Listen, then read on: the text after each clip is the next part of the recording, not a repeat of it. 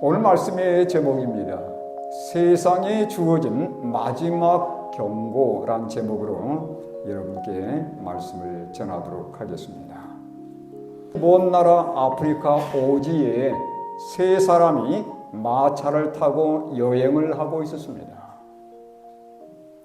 그런데 이 세 사람이 마차를 타고 여행하다가 길거리에서 이런 양피지를 발견하게 되었어요. 다시 말하면 양가죽에다가 그림을 그리고 또 글을 쓴 그러한 것을 발견하게 된 것입니다. 이 세 사람 가운데 한 사람은 화학자였습니다. 또 한 사람은 예술가였어요. 그리고 나머지 한 사람은 고고학자였습니다. 먼저 이 양피지를 가장 먼저 주워든 사람은 화학자였어요. 이야, 정말 기가 막히다. 어떻게 이렇게 원주민들이 기가 막히게 재질이 좋은 양피지를 만들 수 있었을까? 앞뒤를 살펴보면서 감탄해 했습니다. 그 다음에 옆에 있던 그 예술가가 이 양피지를 건네받고서 이렇게 얘기를 하는 거예요. 이야, 정말 기가 막히다. 어떻게 이렇게 아름다운 색감과 그림의 구조, 이런 것들을 어떻게 이렇게 잘 배합해서 만들 수 있었을까? 두 번째, 예술가도 깊이 감탄을 했습니다. 그 다음 세 번째 사람이 누구였다고요? 고고학자. 이 고고학자는 이런 과거의 글들을 연구하는 사람이었어요. 그래서 이 고고학자가 마지막으로 이 양피지를 건네받고서 떠듬떠듬 읽기 시작했습니다. 내용이 뭐냐면 우리 마을에 허락 없이 침입한 사람은 반드시 죽음의 형벌을 받을 것이다. 이걸 떠듬떠듬 읽은 거예요. 그래서는 깜짝 놀래가지고 도망치기 시작했습니다. 그러면서 뒤에 남은 두 사람에게 소리를 질렀어요. 여보기들 빨리 도망하시오. 이건 경고의 글이요. 근데 두 사람은 그 재질과 예술성을 감탄해하면서 그 얘기가 무슨 얘기인지 감이 오질 않는 겁니다. 그들이 우물쭈물하는 사이에 원주민들이 그들을 체포해가지고 결국 그들의 생명을 끊어버렸다는 얘기입니다. 경고가 주어졌지만 그들은 경고를 무시한 결과 결국은 생명을 잃어버리게 된 것이죠. 여러분, 성경 말씀에 보면 하나님께서 우리 모든 인류를 진실로 사랑하셔서 우리에게 주신 마지막 경고와 호소의 말씀이 있습니다. 어디에 들으냐면 성경 마지막 책인 요한계시록에 이 내용이 포함되어 있어요.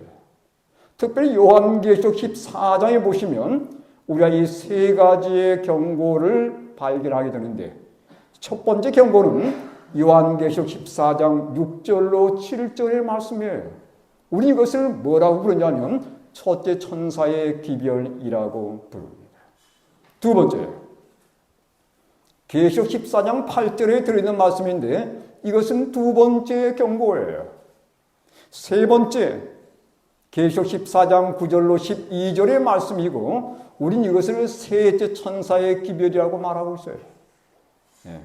다시 말하면 이 삼중기별, 이 세 천사의 기별은 어떤 목적으로 우리에게 주어졌는가? 이런 목적으로 주어진 겁니다. 교회와 세상을 깨우기 위한 하나님의 마지막 사랑의 경고이자 호소라는 사실이에요. 그래서 오늘 이 시간에 저희가 깊은 내용들을 다 살필 수는 없지만 이 세 천사의 기별의 가장 핵심적인 내용들을 여러분께 말씀을 전하기 원합니다. 이건 마지막에 사는 백성들이 반드시 알아야 되는 그런 내용들이기 때문에 그렇습니다. 교회를 향한 그리고 세상을 향한 마지막 경고의 기별이에요. 우리가 이 기별을 이해하고 주변 사람들에게 증거할 때에 나의 생명도 구하고 다른 사람들의 생명도 구하는 그런 놀라운 경험을 하게 될 것입니다. 자, 첫째 천사의 기별이에요. 자, 요한계시록 14장 6절로 7절의 말씀이고 여러분께서 이미 많이 들으셨고 접했던 말씀입니다. 함께 읽겠습니다. 시작. 또 보니 다른 천사가 공중에 날아가는데 땅에 거주하는 자들 곧 모든 민족과 종족과 방언과 백성에게 전할 영원한 복음을 가졌더라. 그가 큰 음성으로 이르되 하나님을 두려워하며 그에게 영광을 돌리라. 이는 그의 심판의 시간이 이르렀음이니 하늘과 땅과 바다와 물들의 근원을 만드신 이를 경배하라 하더라. 자, 여러분 방금 읽으셨는데 좀 이해가 됐습니까? 읽으시면서 좀 이해가 되셨어요? 예, 제가 이게 핵심적인 내용을 이 칼라로 다른 색으로 제가 표시를 해놨어요. 영원한 복음, 심판의 시간이 이르렀으니 만드신 이를 경배하라. 이 말씀들을 잘 조합해 보시면 이 첫째 천사의 기별이 내게 무엇을 가르치기 위한 것인지를 깨닫게 됩니다. 자, 조합해 볼까요? 이렇게 좀 정리를 할 수 있겠습니다. 심판의 때에 영원한 복음, 하나님의 복음을 믿고서 이 온 세상을 만드신 누구요? 창조주 하나님을 경배하라는 것이 첫째 천사의 기별의 요지란 말이에요. 예? 이게 바로 첫째 천사의 기별의 핵심입니다. 심판이 진행되는 때에 예수의 복음을 믿고서 창조주 하나님을 경배하는데 창조주 하나님을 경배하는 방식이 뭐예요? 우리가 이미 공부했던 것처럼 하나님께서 특별히 우리에게 제정해 주신 안식일을 성수하는 거예요. 마지막 하나님의 백성들로서 다른 사람들에게 안식일이 어떤 날인지를 우리의 삶의 모습을 통해서 분명히 보여줘야 할 필요가 있어요. 네. 여기 분명히 말씀하고 있지 않습니까? 심판의 때에 복음을 믿고서 창조주를 경배하라고 말씀하시는데 이건 안식일을 성수하는 것을 의미하는 것입니다. 네. 자, 그러면 이 심판의 때가 과연 언제 있을 것인가? 우리는 과연 심판의 때에 살고 있는가? 여러분 성경은 뭐라고 말씀하고 있어요? 계시록 14장 7절에 보니까 심판의 시간이 올 것이다? 이렇게 말했습니까? 뭐라고 그랬어요? 심판의 시간이 이르렀다라고 말씀하고 있습니다. 심판의 시간이 이미 왔다는 얘기예요. 제가 이 원어를 보니까 이 과거의 표현이에요. 심판이 이미 왔다는 겁니다. 다시 말하면 우리는 지금 심판이 이미 시작되어서 진행되는 때에 살고 있다 그 말이에요. 자, 그래서 어느 때보다도 엄숙한 시기에 살고 있는 백성들인데 여러분 심판이 먼저 있게 되면서 예수님의 재림이 뒤이어서 오는 것입니다. 그러니까 예수님의 재림이 있기 전에 먼저 뭐가 온다는 얘기예요? 심판이 먼저 오는 거예요. 그러면 어떤 목적으로 심판이 예수님 재림 전에 있게 되는가? 이것 때문입니다. 자, 여러분 잘 주목해 보시기 바랍니다. 심판의 목적은 뭐냐면 예수님이 재림하기 전에 왜 심판이 먼저 있게 되냐면 이 세상의 수많은 그리스도인들 가운데서 여러분 예수 믿는다고 고백하는 사람들이 얼마나 많습니까? 수많은 그리스도인들 가운데 누가 진짜 예수님을 진실로 사랑하고 섬기는 제자냐 이걸 가릴 필요가 있는 거예요. 네.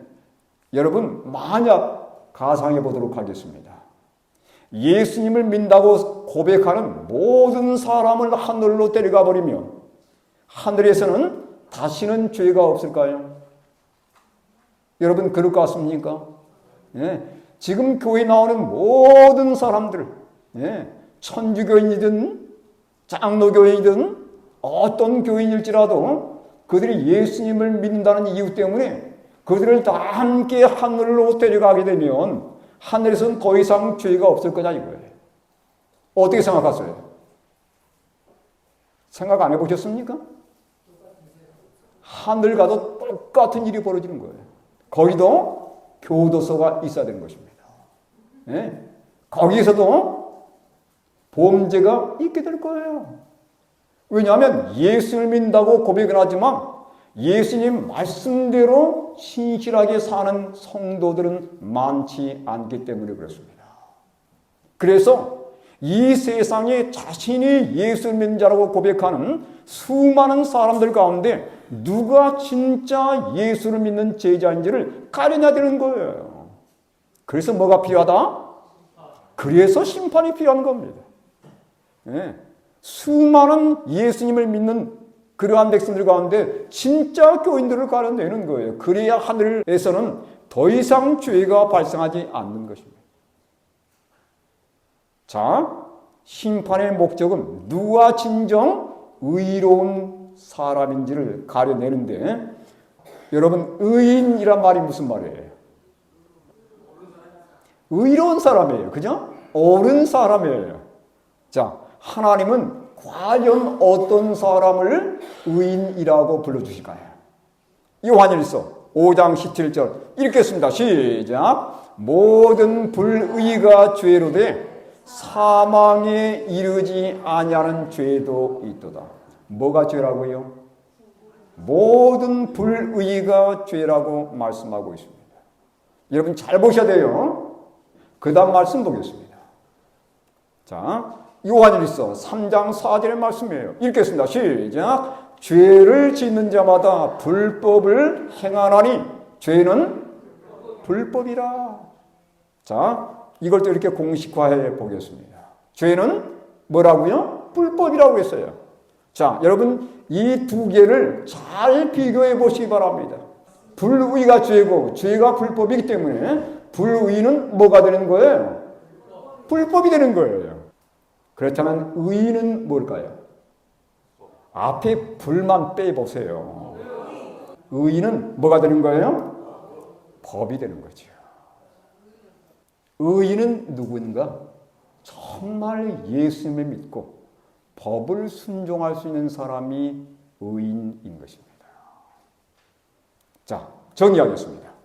의인은 뭐냐면 하나님의 법을 정말 믿고서 순종하는 사람이 진정 믿는 자이고 의로운 자가 되는 거예요. 성경이 이렇게 말씀하고 있습니다. 로마서 2장 13절의 말씀을 읽겠습니다. 시작. 하나님 앞에서는 율법을 듣는 자가 의인이 아니요 오직 율법을 행하는 자라야 의롭다 하심을 얻으리니 그랬어요. 예. 예수님을 믿는다고 주장하지만 하나님의 법을 무시한다면 그건 진짜 믿음, 가짜 믿음? 가짜 믿음이에요. 그 사람의 믿음이 진짜 믿음인가 아니면 가짜 믿음인지를 뭘로 분별하는 것입니까? 하나님의 법을 순종하느냐 순종하지 않느냐로 구별하는 거예요. 그 사람의 믿음이 진짜 믿음인지 가짜 믿음인지 분별하는 기준이 있는 거예요. 그 말은 뭐냐면 하나님의 법대로 순종하며 사는가 순종하며 살지 않는가가 그 사람의 진짜 믿음과 가짜 믿음을 구별해 주는 것입니다. 그런 믿음을 갖고 있는 사람을 뭐라 부르는 거예요? 의인이라 부르는 거예요. 그런 믿음을 가진 사람을 의롭다고 칭하고 의인이라고 말해주는 것입니다. 여러분 이 말씀 하나 더 보겠습니다. 로마서 3장 31절 읽겠습니다. 시작. 그런즉 우리가 믿음으로 말미암아 율법을 파기하느냐? 그럴 수 없느니라. 도리어 율법을 굳게 세우느니라. 믿으면 율법 지키지 않아도 돼. 이건 가짜예요. 네. 정말 믿는 자는 하나님의 율법을 순종할 수밖에 없게 된다는 얘기입니다. 이게 바로 진짜 믿음이에요. 예수님을 믿는다고 고백하면서 하나님의 법을 순종하고자 정말 애를 쓰는 그들이 하나님께서는 참된 믿음으로 인정해 주시고 그들을 뭘로 취급하냐면 참된 의인으로 취급하는 거예요. 그러한 의인들인지 아닌지를 가려내는 게 뭐다? 이게 바로 심판이란 말입니다. 네? 이 사람이 진짜 예수를 믿고서 하나님의 법을 순종하는 의인인지 아닌지를 가려내는 게 심판이에요. 그래서 이 심판을 통과한 자들을 데리고 하늘에 가는 겁니다. 그렇게 해야만이 하늘 가서 뭐가 다시 없는 거예요? 다시는 죄가 반복되지 않는 거예요. 예수님이 두 번째 십자가에 못 박힐 수가 없는 거거든요. 여러분, 그래서 처제천사의 기별이 우리에게 제공된 것입니다.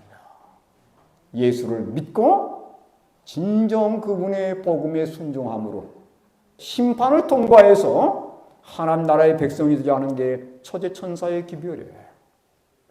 두째 천사의 기별입니다. 14장 8절이에요.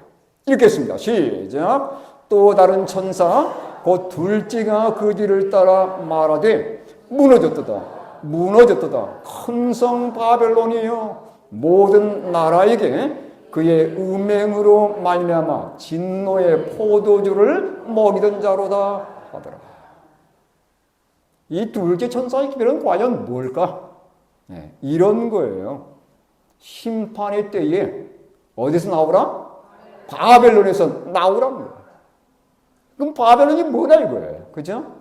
바벨론이 무엇인지 잠깐 살펴보도록 하겠습니다.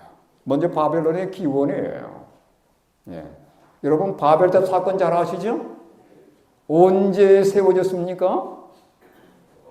노아 홍수 이후에 세워졌습니다. 자, 창세기 11장 4절의 말씀 읽겠습니다. 시작. 또 말하되 자 성읍과 탑을 건설하여 그 탑 꼭대기를 하늘에 닿게 하여 우리 이름을 내고 온 지면에 흩어짐을 면하자 하였더니 이게 노아 홍수 이후에 세워진 겁니다. 홍수 후에 하나님께서 노아의 가족들에게 약속해 주셨어요. 다시는 내가 물로 말미암아 뭐하지 않겠다? 세상을 멸하지 않게 하겠다는 것이었습니다. 그 다음에 말로만 하지 않고 보증을 주셨어요. 어디다가? 하늘에다가 뭘로써? 무지개를 가지고. 그 말은 뭐냐면 이 무지개를 볼 때마다 뭘 기억하라는 겁니까? 하나님의 구원의 약속을 기억하라고 하는 것입니다. 근데 사람들이 세월이 지나면서 믿어져요? 믿어지지 않아요? 믿어지질 않는 겁니다. 왜냐하면 언제 또 하나님께서 홍수를 보낼지 모르겠는 거예요. 그래서 만약 다시 홍수가 온다면 우리 스스로 우리 자신들을 구원해야 돼. 그래서 뭘 만든 겁니까? 이 바벨탑을 만들 때 꼭대기 어디까지 가는? 그래야 물이 넘치지 않을 거 아닙니까? 그래서 하늘 꼭대기까지 닿는 탑을 쌓은 거예요.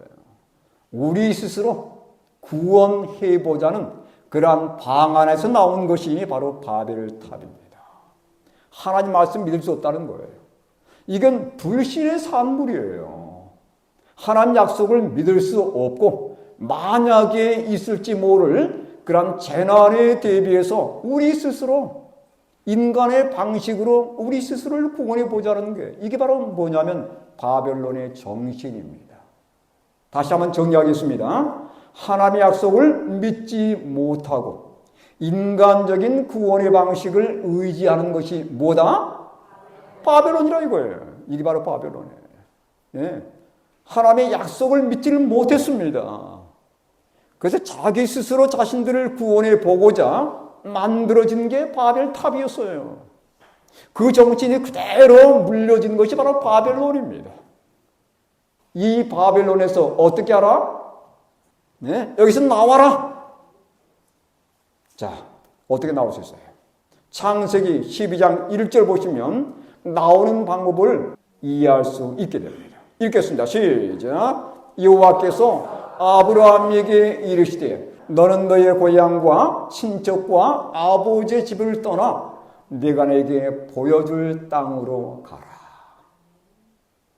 아브라함이 어디에 살고 있었습니까? 갈대아 우르에 살고 있었어요.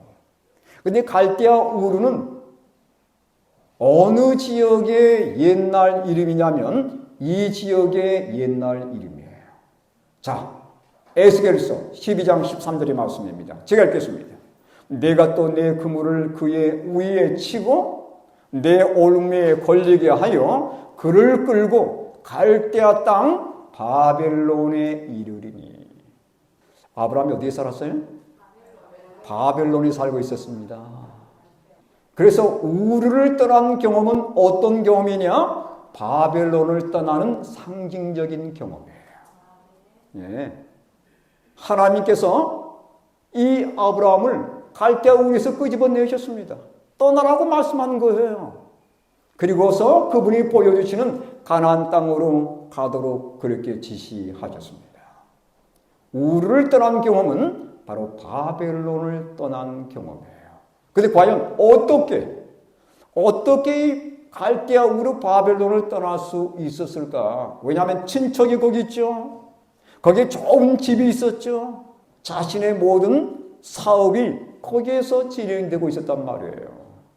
이것들을 다 뿌리치고 하나님의 약속만을 믿고서 거기에 가는 것은 이건 무모한 짓입니다. 나이가 몇 살이에요? 75세. 전혀 아무것도 보장되지 않는 그곳에 갈 수 있습니까? 근데 아브라함은 떠났어요. 그래서 아브라함은 믿음의 조상이 된 겁니다. 네, 이건 엄청난 도전이란 말이에요. 어떻게 떠났는지 보겠습니다. 아브라함의 과연 그를 붙잡고 있는 모든 요소들을 어떻게 뒤로 미루고 그는 감히 떠날 수 있었는가? 이것 때문이에요. 히브리 11장 8절에 비결이 나와 있습니다. 읽겠습니다. 시작. 믿음으로 아브라함은 부르심을 받았을 때에 순종하여 장래 유업으로 받을 땅에 나아갈새 갈 바를 알지 못하고 나갔으며. 뭘로 떠났어요? 믿음으로입니다. 예, 믿음으로 순종했을 때 이 바벨론에서 나올 수 있었단 말이에요. 그러니까 우리가 영적인 바벨론에서 나오는 길은 무엇밖에 없어요? 믿고서 순종할 때만이 가능하다는 사실입니다. 둘째 천사의 기별 정리합니다. 우리가 믿음으로 순종하는 것이 이 심판의 시기에 바벨론에서 나오는 경험이라는 것을 여러분 둘째 천사의 기별을 통해서 다시 한번 깨닫게 되기를 간절히 바랍니다. 셋째 천사의 기별 보겠습니다. 계시록 14장 9절과 10절을 먼저 보겠습니다. 자, 읽겠습니다. 시작. 또 다른 천사 곧 셋째가 그 뒤를 따라 큰 음성으로 이르되 만일 누구든지 짐승과 그의 우상에게 경배하고 이마이나 손에 표를 받으며 그도 하나님의 진노의 포도주를 마시리니 그 진노의 잔에 섞인 것이 없이 부은 포도주라. 거룩한 천사들 앞과 어린 양 앞에서 불과 유황으로 고난을 받으리니. 그랬습니다. 11절과 12절의 말씀이에요. 읽겠습니다. 시작. 그 고난의 연기가 세세토록 올라가리로다. 짐승과 그의 우상에게 경배하고 그 이름표를 받는 자는 누구든지 밤낮 쉼을 얻지 못하리라 하더라. 성도들의 인내가 여기 있나니 그들은 하나님의 계명과 예수에 대한 믿음을 지키는 자니라. 짐승의 우상에게 경배하지 말고 짐승의 뭘 받지 말라? 짐승의 표를 받지 말라는 말씀이에요. 심판의 시기에 살고 있으니 우리가 그것들에서 벗어나야 된다는 얘기입니다. 어떻게 하면 여러분 짐승의 표를 안 받을 수 있을까요? 근데 짐승의 표가 분명히 마지막 때에 강제될 것입니다. 네. 이건 이 땅에 사는 사람들 가운데 예외가 없어요. 근데 짐승의 표를 받지 않는 유일한 방법이 있습니다. 어떻게 하면 가능할까요? 하나님의 인을 받게 되면 짐승의 표를 받지 않게 되는 거예요. 짐승의 표가 관여될 때 저는 절대 안 받을 겁니다. 결심한다고 되는 게 아니에요. 네. 마음 먹는다고 되는 게 아닙니다. 정말 짐승의 표를 받지 않기 위해서는 하나님의 인을 받으면 되는 거예요. 근데 그 하나님의 인이 어디에 들어있다고 이미 배우셨어요? 안식일 속에 포함이 되어 있는 것입니다. 안식일에 세상 모든 일을 다 제쳐놓고서 예수님과 함께 사랑의 교제를 나누고 그분께 우리 마음을 돌릴 때 하나님께서 너는 내 것이야. 너는 내 것이다. 이렇게 주장하시고 우리 이마에 그분의 인을 쳐주시는 겁니다. 그 짐승의 표를 받지 않는 길은 그밖에 없는 거예요. 그래서 정리해 보신다면 심판의 때에 우리가 짐승의 표를 받지 않고 승리하는 비결은 무언가? 하나님의 인을 받는 것이라는 것 여러분 꼭 기억할 수 있기를 간절히 바랍니다. 누가 그러면 인을 받을 것인가? 이런 사람들이 인을 받는 겁니다. 우리 이미 첫째 천사 기도에 제가 말씀드렸죠. 의인된 자라야 인을 받는 거예요. 자, 다시 한번 여기에 그 말씀이 반복되어 있습니다. 읽겠습니다. 계시록 14장 12절 시작. 성도들의 인내가 여기 있나니 그들은 하나님의 계명과 예수에 대한 믿음을 지키는 자니라. 여러분, 이 사람들이 최종적으로 하나님의 인을 받게 될 것이고 이 세상에 어떤 핍박과 어떤 유혹과 시험이 온다 할지라도 결코 짐승의 표를 받지 않는 그 대열 속에 포함되게 될 것입니다. 하나님의 계명, 이 가운데 하나님의 안식일이 포함되어 있는 거예요. 그러니까 안식일을 포함해서 하나님의 계명, 사랑의 계명을 온전히 마음속에 새기고 정말 예수님을 그의 심정 속에 영접해드리고 그분께 삶을 맡겨드리는 그러한 믿음을 갖게 될 때에 그러한 자들을 하나님은 의인이라고 취급하시고 하나님의 마지막 백성으로서 최후의 승리를 경험하게 해주신다는 사실이에요. 여러분, 저는 오늘 이 자리에 참석하신 우리 모든 분들, 기존의 우리 성도님들과 이제 침례받은 지 얼마 되지 않으신 분도 계실 것입니다. 근데 우리가 어떤 신앙의 연조를 가졌든 간에 중요한 것은 정말 예수님을 마음속에 영접할 뿐만 아니라 그분께 맡겨드리는 게 진정한 믿음입니다. 이게 성경이 말하는 믿음에 대한 진정한 정의입니다. 예수님을 마음에 영접할 뿐만 아니라 어떻게 해야 된다고요? 그분께 내 삶을 맡겨드려야 되는 거예요. 이러한 사람들이 결국은 하나님의 계명과 일치하는 삶을 살게 되어 있고 그들이 최종 하나님의 의인으로 인정되어서 하나님의 이인을 받고 하늘에 갈 수 있는 놀라운 특권이 주어지게 되는 거예요. 저는 우리 모든 성도님들이 이 마지막 때 정말 엄숙한 심판의 시기에 살고 있는 백성들로서 이 세 천사의 기별을 깊이 마음속에 인식하시고 이 말씀 따라서 예수님을 진실로 믿으시고 그분의 말씀 따라 순종하며 사는 하나님의 마지막 남은 백성들이 될 수 있기를 간절히 바랍니다. 자, 정리하겠습니다. 이제 자, 첫째 천사의 기별, 심판의 때에 복음을 믿고 하나님의 법을 순종하여 의인 되자는 것이 첫째 천사의 기별이었습니다. 둘째 천사의 기별, 심판의 때에 믿고 순종함으로 어떻게 하자? 바벨론에서 나오라는 거예요. 예.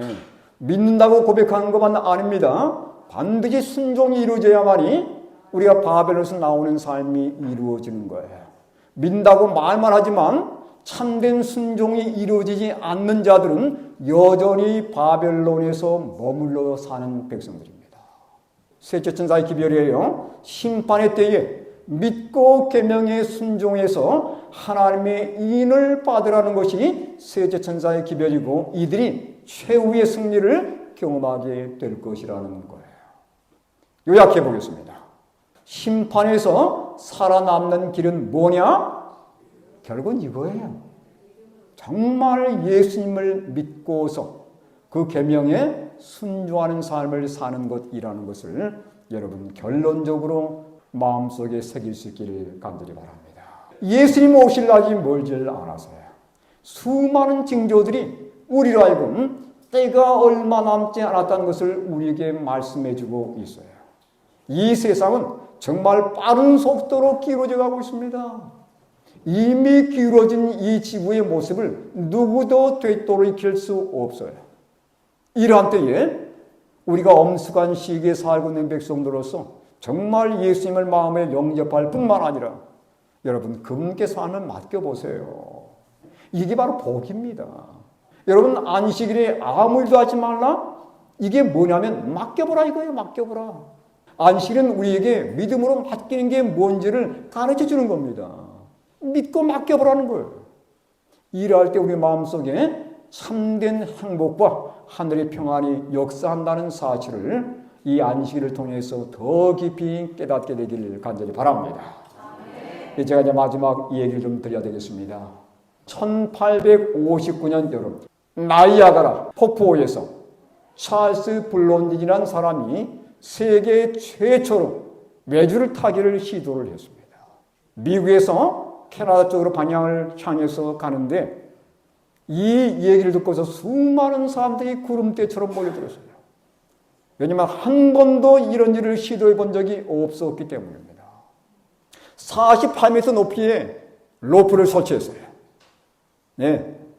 그리고서는 18kg의 손에 장대를 잡고서 외주를 타기 시작하는 거예요. 사람들은 지금 손에 땀을 쥐면서 보고 있는 거예요. 너무도 긴장되는 순간입니다. 자칫 실수해서 한 발자국 잘못 디디면 거대한 폭포에 휘말려서 죽어버리는 거예요. 지금 수많은 사람들이 모여들어서 그걸 보고 있었고 매스컴이 방영을 하고 있었습니다. 한 발자국 한 발자국 결국은 걸어서 미국에서 캐나다 방향까지 성공했을까요? 성공했습니다. 그 다음에 이 블론딘이 이렇게 얘기를 해요. 여러분, 제가 이제는 뒷걸음질 쳐서 이 줄을 건너가겠습니다. 성공했을까요? 성공했습니다. 눈에 안배를 하고서 이 길을 건너가겠습니다. 아, 사람들은 더 긴장하기 시작한 거예요. 근데 그것도 성공했습니다. 네 번째, 이제는 제가 외발 자전거를 타고 이 줄을 건너가겠습니다. 성공했을까요? 성공했습니다. 사람들은 여러 같은 박수를 보냈어요. 그 다음에 군중들 앞에 서서 이렇게 얘기했습니다. 여러분, 제가 이번에는 여러분 가운데 한 사람을 등에 업고 건너가겠습니다. 할 수 있다고 믿으십니까? 사람들이 뭐라고 그랬어요? 네, 당신은 할 수 있습니다. 네, 사람들이 여러 같은 박수를 보냅니다. 그러면 여러분 가운데 한 사람 자 혼자 나오십시오. 누가 나왔을까요? 아무도 안 나오는 겁니다. 아니, 분명히 뭐라고 그랬어요? 할 수 있다고 그렇게 민다고 했잖아요. 근데 실제로 그 사람 등에 업히는 것은 다른 문제가 되는 겁니다. 네. 여러분들은 진짜 믿습니까? 믿는다고 말은 하지만 우리는 우리 예수님 등에 업히기를 주저하는 거예요. 군중 가운데 한 사람을 지적했습니다. 그 사람 이름이 뭐냐면 해리 콜코드라는 사람이었어요. 제가 당신을 등에 업고 건너가려고 하는데 자원하겠습니까? 그때 이분이 간신히 예, 그렇게 하겠습니다. 그래서 이 콜코드를 등에 업고 두 사람이 이 매주를 건너가는 것입니다. 두 사람의 생명이 걸려 있는 거예요. 근데 성공했을까요? 성공했습니다. 사람들은 더 많은 박수를 보낸 거예요. 왜 제가 이 얘기를 드리냐면 우린 예수님을 믿는다고 많이 주장하지만 실제로 그분 등에 업히지를 않으려고 합니다. 여러분, 믿음이라는 게 뭐냐면 그분 등에 업히는 거예요. 맡기는 겁니다. 예수님, 제 스스로의 노력과 나의 결단력으로만 결코 하늘에 갈 수 없습니다. 그래서 제가 하늘까지 나를 능히 데려갈 수 있는 예수님 등에 업히겠습니다. 이게 바로 뭐예요? 이게 바로 믿음이에요. 네. 믿음은 예수님 등에 완전히 업히고 내 자신을 맡겨버리는 겁니다. 여러분, 이 믿음을 가지라는 거예요. 여러분, 이런 믿음 갖기 원하십니까? 맡겨보세요.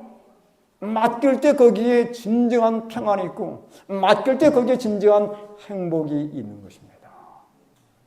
헤이리 콜포드가 블론딘의 등에 완전히 업혀서 그 개인의 재능으로는 결코 건널 수 없는 그 강을 건널 수 있었던 거예요.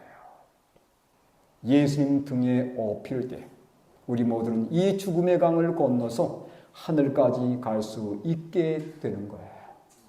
여러분, 이 예수님을 진실로 마음속에 받아들이시고 그분의 등에 업히셔서 하늘까지 가시는 마지막 살아남는 백성들 되기를 간절히 바라면서 오늘 말씀을 마치도록 하겠습니다.